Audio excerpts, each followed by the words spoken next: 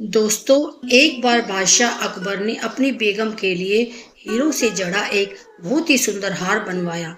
बेगम को यह हार बहुत पसंद आया। वह इसे संभाल कर रखती थी। एक दिन बेगम नहाने के लिए गई तो उसने वह हार उतार कर एक अलमारी में रख दिया। जब वह नहा कर आई तो उसे वह हार नहीं मिला। बेगम ने सारी बात बादशाह अकबर को बतलाई। अकबर ने अपने सैनिकों को बुलाकर हार ढूंढने के लिए कहा।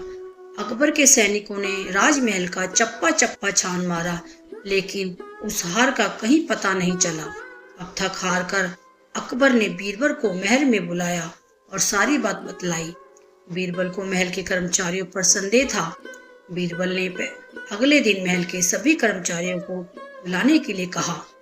अकबर के आदेश से अगले दिन समय पर महल के सभी कर्मचारी राज दरबार में इकट्ठे हुए, परंतु अभी तक बीरबल राज दरबार में नहीं पहुंचा। कुछ देर बाद बीरबल एक गधे को लेकर राज दरबार में पहुंचता है। अकबर ने बीरबल से दरबार में गधे को लाने का कारण पूछा। बीरबल ने जवाब दिया, महाराज, यह कोई साधारण गधा नहीं है। यह एक जादुई गधा है जो चोर का नाम बता सकता है। इसे ढूंढने के कारण ही मुझे दरबार में आने में विलंब हो गया। अकबर ने पूछा, यह एक गधा है तो चोर का नाम कैसे बता सकता है? बीरबल ने जवाब दिया, महाराज, जब कोई चोर इसकी पूंछ पकड़कर जोर से कुछ बोलेगा तो उसके स्पर्श से यह जान जाएगा चोर कौन है। फिर बीरबल ने उस गधे को पास के कमरे में ले जाकर बांध दिया और दरबार में आकर कहा कि सभी एक एक करके कमरे में जाएं और गधे की पूंछ पकड़कर जोर से चिल्लाएं कि मैंने चोरी नहीं की है। आपकी आवाज यहाँ तक आनी चाहिए। बीरबल के कहे अनुसार सभी एक के बाद एक कमरे में जाते हैं और गधे की पूंछ पकड़कर चिल्लाते हैं कि मैंने चोरी नहीं की है।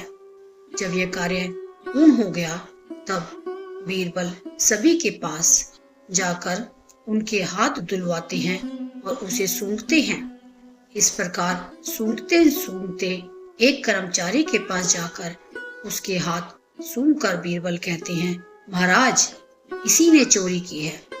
अकबर ने पूछा, तुम इतने भरोसे से कैसे कह सकते हो कि इसी ने चोरी की है?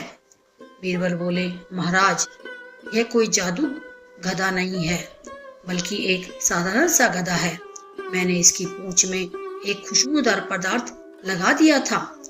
जिन कर्मचारियों ने चोरी नहीं की थी उन्होंने उसकी पूंछ पकड़ी और उन सभी हथेलियों से उस पदार्थ की खुशबू आ रही थी, जबकि इसने डर के कारण गधे की पूंछ नहीं पकड़ी थी, जिस कारण इसकी हथेली से खुशबू नहीं आ रही है।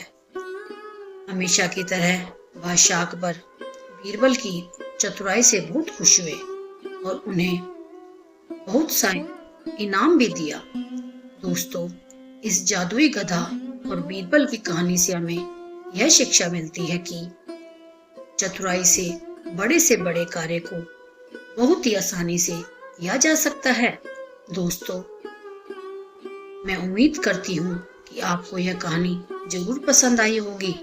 कहानी पसंद आई हो तो वीडियो को लाइक और सब्सक्राइब जरूर करें। धन्यवाद।